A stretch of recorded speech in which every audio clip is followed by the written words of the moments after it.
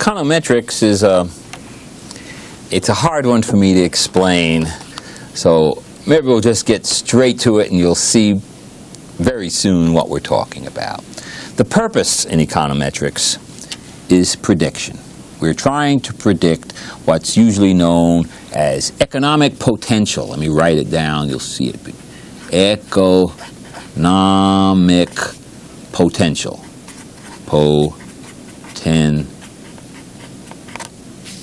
Economic potential. Whatever that means. It's a rather vague thing. We're trying to predict something.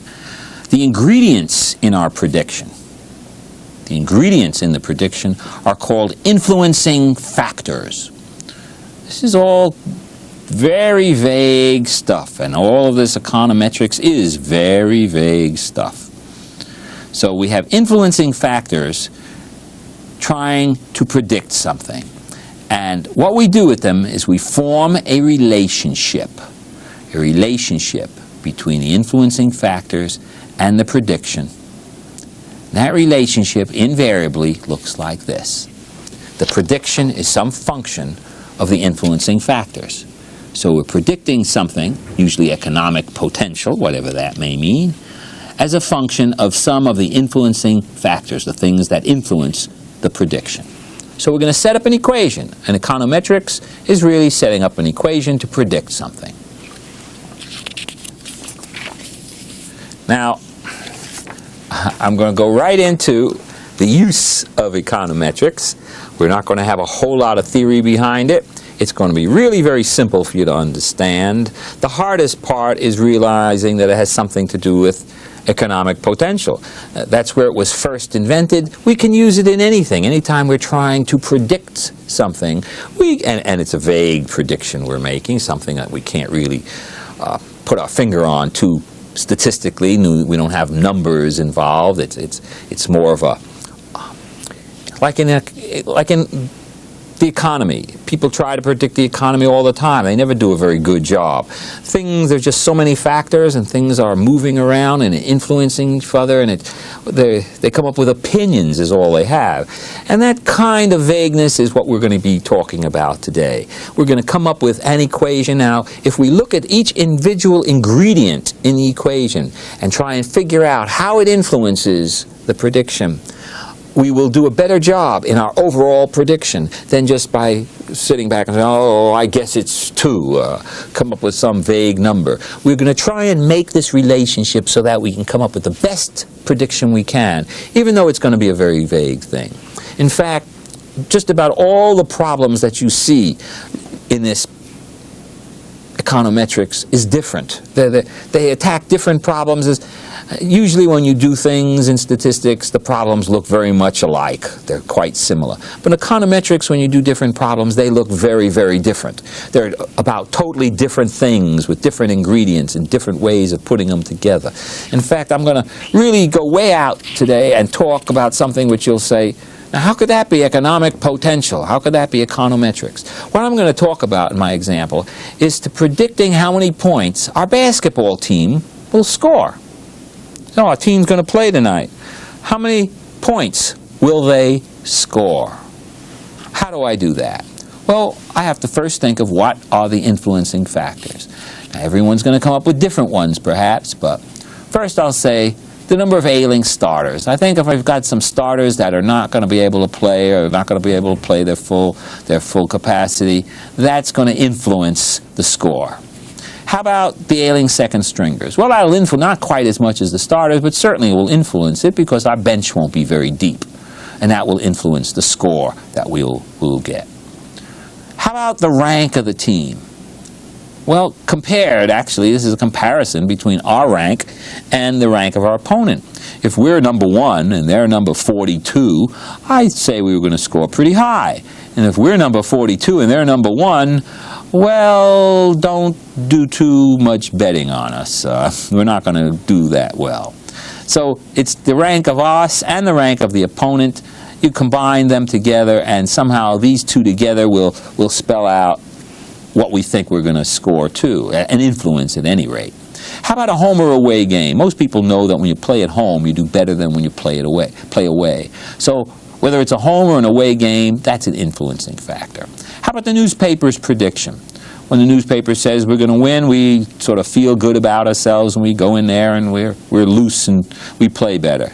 But this is a lag variable, and I'll talk about a lag variable in a moment. This is what we call a lag variable. At least I'm going to introduce it as a lag variable so that we can talk about lag variables. How about the last game? Is it a win or a loss? If we're coming off a win, we might do better this game because we're on a roll. If we're coming off a loss, we're a little depressed, we might not do as well. So this will influence our score. And I'm going to just, as an example, I'm just going to use these as the influencing factors in predicting our team's score. You may have different numbers, you might have different ingredients, different factors, different influencing factors, but these are what I'm going to put in, and let's do it. Now, first I want to talk about that time lag variable. A time lag variable, the newspaper's prediction, I said, which has a one-day lag because, and here I'm saying this, maybe it's not true, but I'm introducing it so that we can talk about a time lag variable.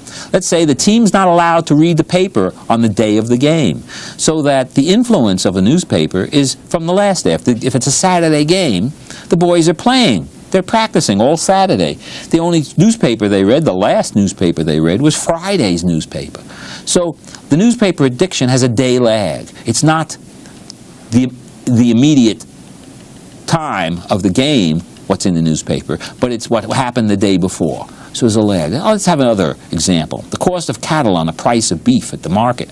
When you go into the store and you buy beef, that beef was bought several weeks earlier. And then it went to the slaughterhouses, and then it was cut up. And the price put on the beef has a very strong relation to how much people paid for the beef in the first place. And that's what was paid for it 2 weeks ago, not what the price is on the market today. How about, well, before doing that one, let's talk about the barrel of oil.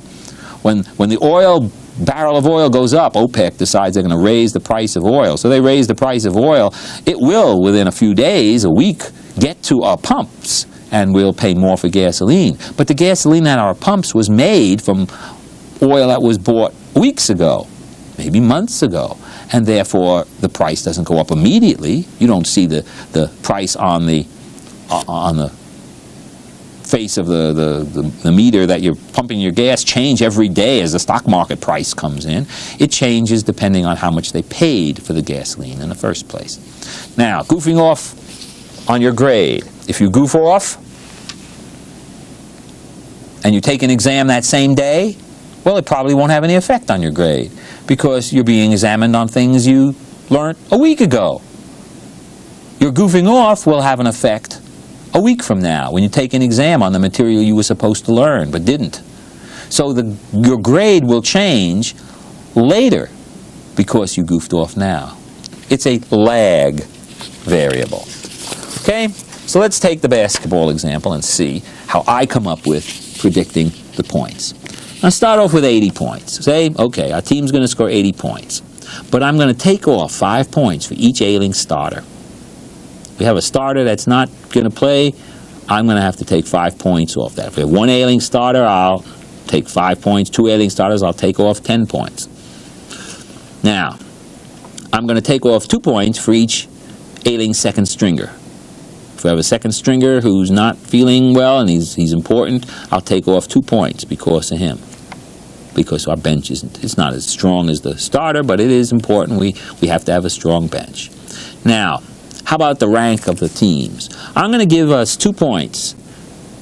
If our team, if they're 14 and we're 10, they're 4 units behind us, I will give us 4 times 2 or 8 points. I'll give us an extra 8 points if they're 14 and we're 10. If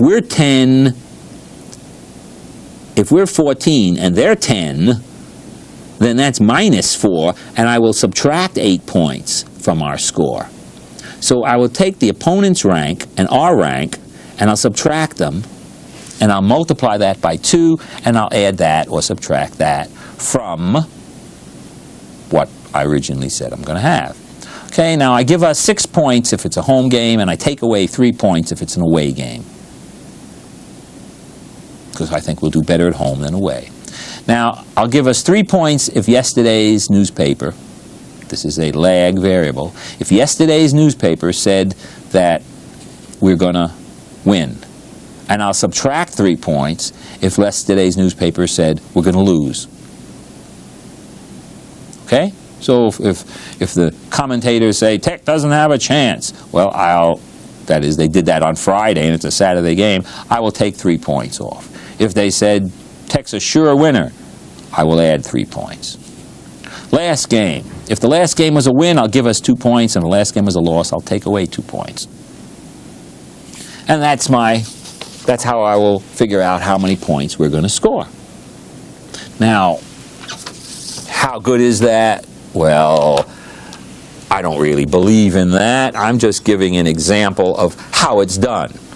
You come up with your own set of points, your own set of influencing factors, your own set of what the influencing factors do. But the point is that we have influencing factors. We make an equation relating the influencing factors to what we're trying to predict. Some potential, in this case economic potential, the point scored in a basketball game has economic potential to some people.